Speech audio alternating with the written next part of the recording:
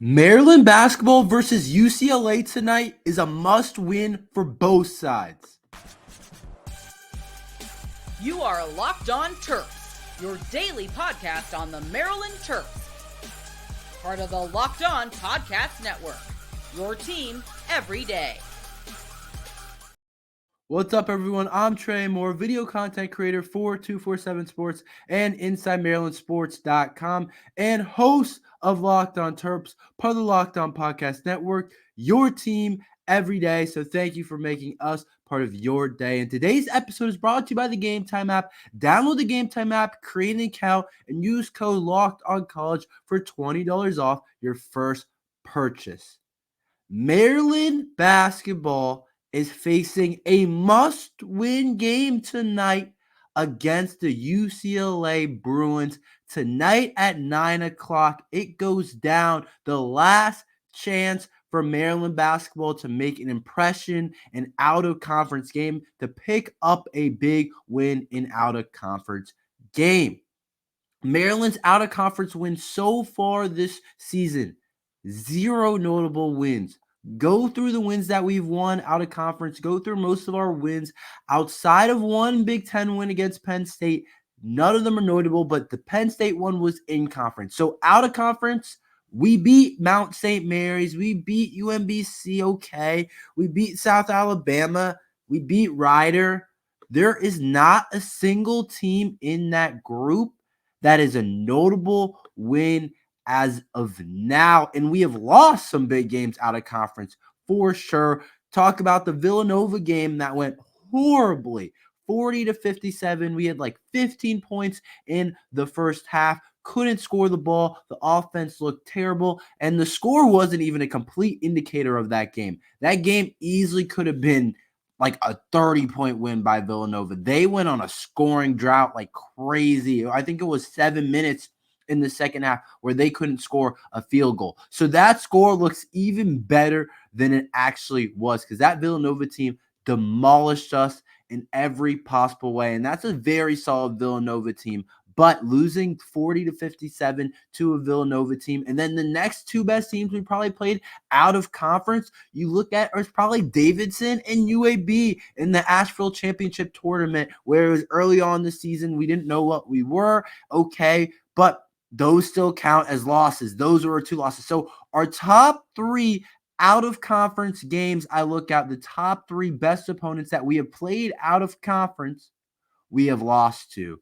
If we even want to think about March, and I don't know if this team is a March Madness type of team. I don't know if we're a team that gets into the tournament, but if we want any shot of anything going right the rest of our season, and any shot of being one of those teams to potentially maybe go on a run in the Big Ten regular season and maybe some type of run in the Big Ten tournament, then and get into March, we're still going to need one of these really solid out-of-conference wins. We need it for the resume in March. That's the whole goal of the season.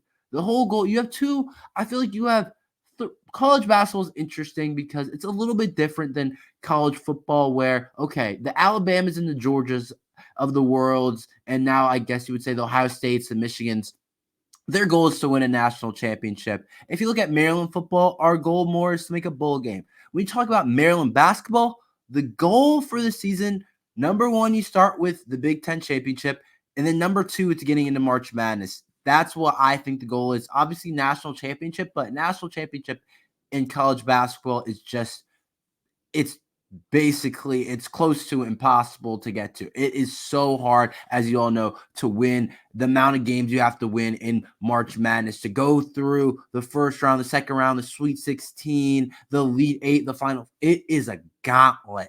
But if Maryland wants any chance of reaching one of their goals of making it into March, this game is a must-win game. I found it interesting because I went back and looked at last year's game last year's team to compare it to how we were doing so far and out of conference and play the season. Because, last year's team, we did make it to the tournament. We won a tournament game against West Virginia. And it was pretty big for Kevin Willard to do that in the first year. But I went back to last year's team because I knew it was a tournament team. I knew it wasn't like a team that was just really good from the start. It had some similarities to this year's team, but there was less concern. There was less bad losses. But I went and checked, and they were able to put together one notable out-of-conference win, and that was Miami. This Miami team last year was really good. They made a little bit of a tournament run last year's Miami team. They were ranked, and Maryland crushed them. They won 88-70. So that was their only notable win. The rest of the out-of-conference teams that were Power 5 type of teams, Maryland basketball didn't win last year, and we were still able to get to the tournament. So my point is you need one. You need at least one out-of-conference solid win, and then along with a really good Big Ten resume, if we can somehow find a way to improve as a team. We got a lot to improve on, but if we can somehow find a way to get Big Ten wins, win at home like we've been doing, win most of our games at home, then steal a couple on the road, maybe get a huge win when Purdue comes to us, there's different ways to be able to make up for kind of the bad losses that we've had. But I do think we have to win this game. This game is so important for a resume builder for us. But it's not just for us. This is a must-win game for both sides of the table. Maryland actually has looked better than UCLA has looked. UCLA right now, they are in a slump. This team is 5-5, and we know they've done some big-time things. They made a Final Four run. Remember a couple years ago with the Jalen Suggs shot to beat UCLA in a crazy game of Gonzaga versus UCLA. Their coach has done a really solid job over the last couple of years. But this team, they're in a slump. They're 5-5. They haven't had a big win either, and that's why I say a big out-of-conference win either. They haven't started their in-conference play, but they haven't had that big signature win out-of-conference yet. They lost all their notable games. They lost to Marquette, who's a top 10 team in the country. They lost to Ohio State, of course, who we're going to play this year. They lost to Villanova, who we got crushed by this year too. They don't have a notable win either. So I'm looking at this UCLA team at 5-5.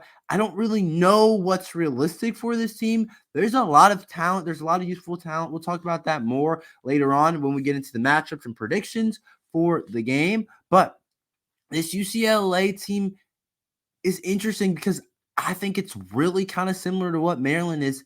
Don't have a notable win. They came into the year thinking they had a really good recruiting class, and they had some guys returning that are sophomores that are really good players, and they thought they were a tournament team potentially. But now we've looked at it and we say, wow, if they're going to find any way to make it in the tournament, it's the same way as Maryland. This is one that you kind of feel like you can't really drop.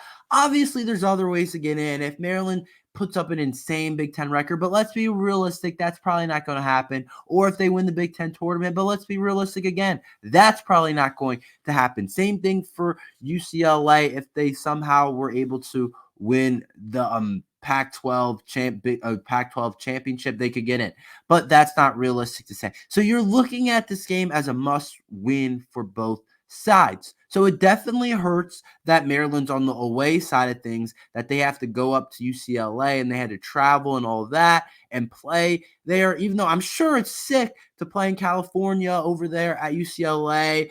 It's a really cool, I haven't been there personally, but I know I've heard great things about UCLA in that area, and I know that being over there is a really cool place to be overall and play, but it's still tough to travel. We'd much rather be at home. We know Maryland has struggled on the road, but my kind of point is this is a must-win game for both sides. So I see both sides going at it, both sides kind of throwing the kitchen sink, because this is the last time for Maryland to impress out of conference. They play Coppin State next week, but Coppin State's terrible. They're one of the worst teams in Division I overall. So this is the last chance to get a win. I think it's just going to be a big-time energy game, a big-time game that both teams absolutely need, and it's an absolute must-win game for the Maryland Terrapins and the UCLA Bruins, which will be fun for the viewers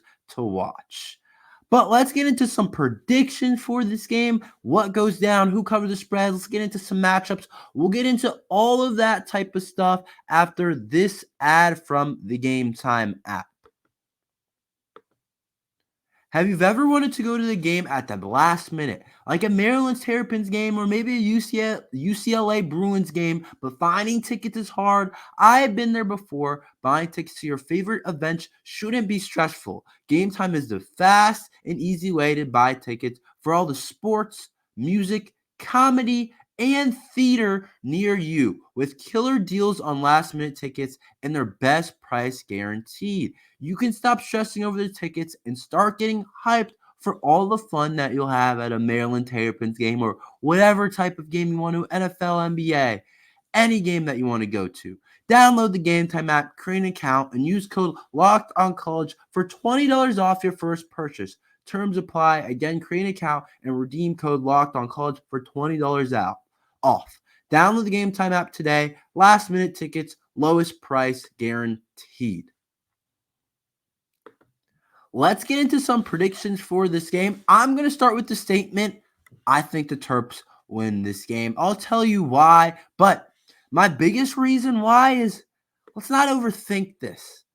Both teams haven't looked awesome, but Maryland has definitely looked better over these last couple of weeks, over the past 2-3 weeks. Maryland has definitely looked better than this UCLA team. This UCLA team has not looked good at all. They have looked bad. And maybe I'm wrong. Maybe they're due. Maybe they're due for a win, and they come out hot. I can see that happening, but this team has not looked good. They don't seem to have a lot of cohesion. Sure, they play hard. Sure, they have a really good coach that has done some really good things for that UCLA program over the last 5 years, but they haven't been good. So I'm not going to overthink this one. I'm going to go with Maryland because I think Maryland is a better spot than UCLA. Now, how it matches up, it's kind of interesting because as I was doing the research on UCLA, they're one of the better defensive teams in the country, which is interesting. They rank like top 30 and a lot of defensive stats and overall defense. They're really solid defensively, which makes me think, going against the Maryland Terrapins and what we have offensively and they're good defensively, I see this game as a low-scoring, tough, battle-it-out type of game. Because we know Maryland hasn't shot the ball well. I know UCLA is going to prepare well for that. I know UCLA is going to collapse hard on Jameer Young and double Julian Reese.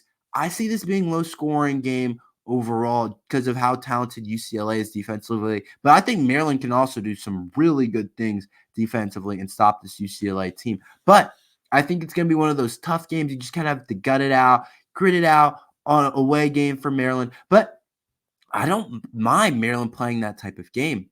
I think Maryland can play in more of a dirty type of game instead of a clean offensive three-point shooting, clean offense type of game. I think Maryland works better in that type of game where it's going to be about hustle. It's going to be about defense. It's going to be more about coaching adjustments and how Kevin Willard adjusts. I think Maryland plays well in that type of game overall instead of that clean offensive type of game. So I think even though UCLA, don't get me wrong, UCLA having a really strong defensive team and Maryland already having trouble scoring the ball at a lot of times this year, even though it's gotten better down the stretch, it does concern me for sure.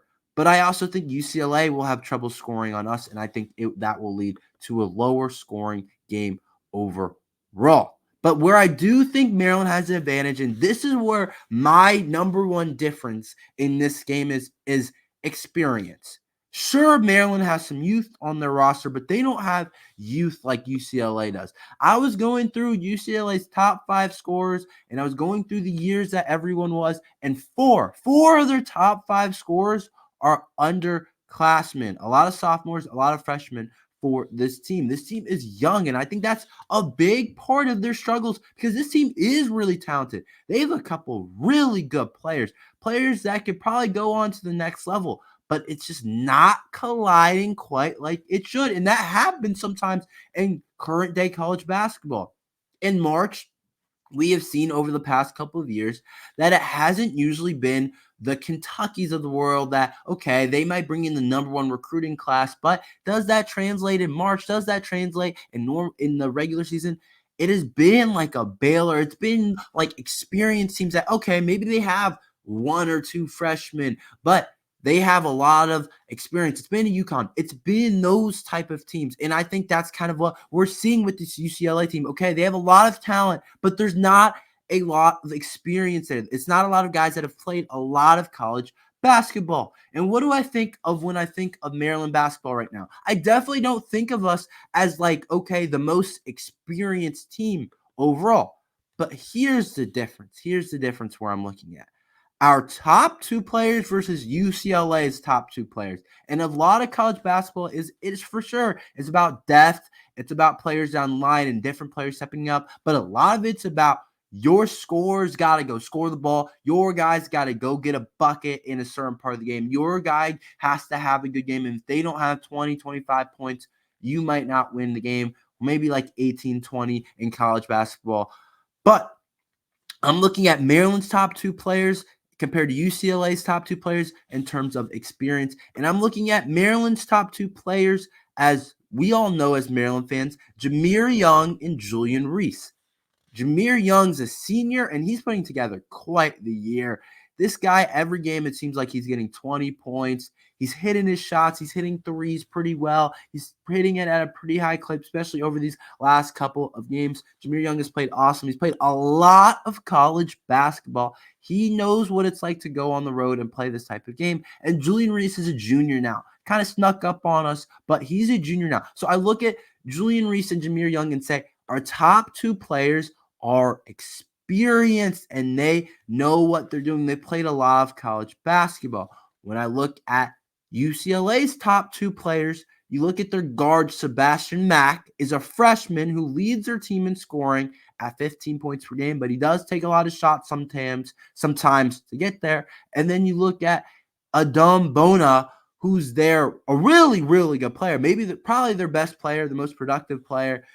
Overall, he's their big man, but he's only a sophomore. So their top two players are a freshman and a sophomore.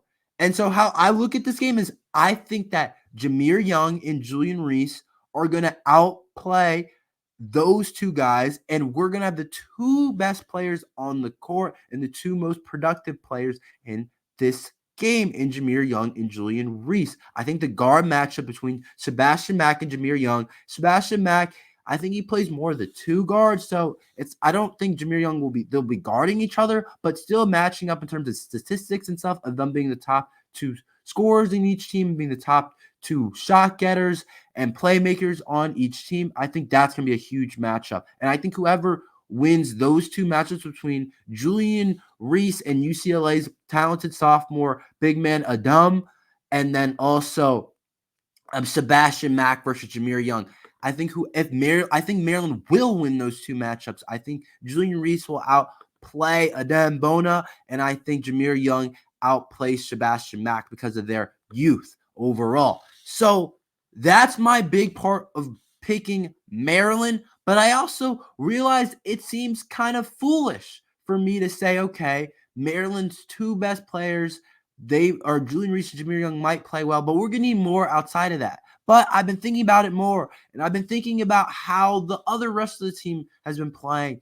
And a lot of the UCLA players haven't played their best ball. They've struggled overall. So I'm looking at Maryland's player. I just saw Dante Scott have 4 for 8 from the three-point line last game that Maryland had. So I'm looking at Dante Scott as a third option. I'm looking at potentially Kaiser coming in and making a couple shots. I think Maryland's bench products and side pieces, not all bench, but their side starters to Jahmir Young and Julian Reese, like a Dante Scott, like a Deshaun Harris-Smith. I think they're going to play well in this game. Sometimes you just have a feeling. Sometimes it's not all going to connect well, and you don't have all the points to make about it.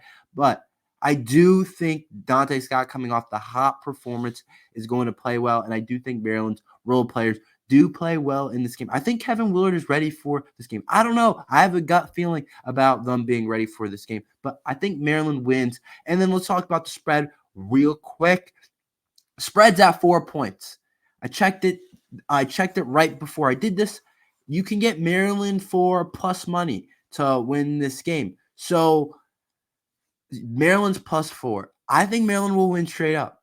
I think Maryland will win the game straight up for sure. I don't know exactly. I don't know exactly what's going to happen. It's kind of weird that we're still underdogs, but at the same time, it's not that weird because we really haven't played our best basketball either, even though UCLA's in the slump. But I think the big thing is UCLA's at home, and they just got their home win game streak snapped. It was the longest in all of college basketball. But I'm looking at it, and I think Maryland covers first, but I do think Maryland wins the game overall. But I do think it's going to be a close game, but must-win game, like I said in the first segment. But I'm going to pick Maryland to win in a low-scoring game. Let's switch gears to football. Coach Locksley is doing a great job in the portal and just added 2 very key players that the Terps needed to add these type of players. I will tell you about that after this ad from FanDuel. As the weather gets colder, the NFL offers stay hot on FanDuel. Right now, new customers get $150 in bonus bets with any winning $5 moneyline bet. That's $150 if your team wins. If you've been thinking about joining FanDuel, there's no better time to get in on the action. The app is easy to use. There's a wide range of betting options, including spreads, player props, over-unders, and more. So visit FanDuel.com/LockedOn and kick off the NFL season. FanDuel, the official partner of the NFL. Coach Locksley just had a big-time signing day and used the portal in a big-time way, in exactly the way I wanted Coach Locksley to use the portal. Maryland has been good at skill positions. We have been solid. We've had Roman Hemby in the backfield. We've had Caden Prather, Ty Felton, Deshaun Jones. Our skill guys, honestly, when I think about it compared to how Penn State is, to think about how Michigan is on the outside, I don't want to say they were good enough to win a Big Ten championship, but our skill guys were probably good enough to win like 10 games overall. For me, it was always about up front, and that's exactly what Coach Locksley did and added 2-time, big-time offensive linemen in the portal. While we still wait on the Jordan Seaton news, who knows what's going on from that? I had to take a break. I couldn't talk about that on my first segment today, but who knows what's going on with Jordan Seaton? He's supposed to make a decision today, but we added 2 other offensive linemen. That makes me feel better if we miss out on Jordan Seaton because that does look like a possibility. And we added Alubao, who was a huge pickup, 4-star out of high school, went to IMG Academy, but went to Georgia in his 22 season. He redshirted, played 3 games this season. Big time talent to get a 4-star caliber type of player out on the offensive line, nonetheless. Not at receiver, not at corner. It's an offensive lineman. And that's the difference I've talked about between us and other programs in the Big Ten. But this guy's 6'5", 320 pounds, exactly the type of guy we need. And I know a lot of other colleges wanted Alubao, so it's a big pickup for sure. But that wasn't it. Coach Locksley wasn't done at that. We also got Alan Heron, who also signed with the Terps. He flipped from Penn State. So for me, like when a guy flips from a school like Penn State to Maryland and on the offensive line, if Penn State wanted him on the offensive line, you know that guy's legit because Penn State has some really good offensive linemen. They're going to have a tackle picked in the top 5, top 10 in the NFL draft this year. So they're good at recruiting offensive linemen and recognizing offensive line talent. But we flipped this guy. This guy was going to go to Penn State, and he played at Shorter University. It's a D2 school. He started at left tackle and played right tackle, or started every game in the last 2 years at left tackle or right tackle. And so he's a swing guy, which is important because he can play either spot, which brings versatility when injuries happen, whatever, however it fits in. Perfect for the Terps to have a swing guy like that. But Coach Locksley did exactly what we needed. We needed offensive line, and I still would like to see us add maybe a defensive lineman or two, but overall, this is perfect for me. We did a really good job of recruiting offensive line this year, even without Jordan Seaton. Who knows what's going to happen with that today? I don't even know if that's going to happen today. Who knows? I got kind of tired of talking about it. But overall, this offensive line talent in the group looks a lot better because we could lose 3 to 4 guys next year on the offensive line. So for Coach Locksley to rebound and start really rebuilding this roster, we're seeing him rebuild through the portal and through the recruiting, So I think Coach Locksley doing a great job overall, but I like what he's done in the portal, and I think we're doing on the right track in terms of using it. That's all we have for today. Thank you for listening to Locked On Terps. Make sure you like and subscribe. We're here every day talking Maryland football and basketball, so make sure you like and subscribe if you're a Maryland fan or any type of fan at all of college football or college basketball. But thank you for listening to Locked On Terps.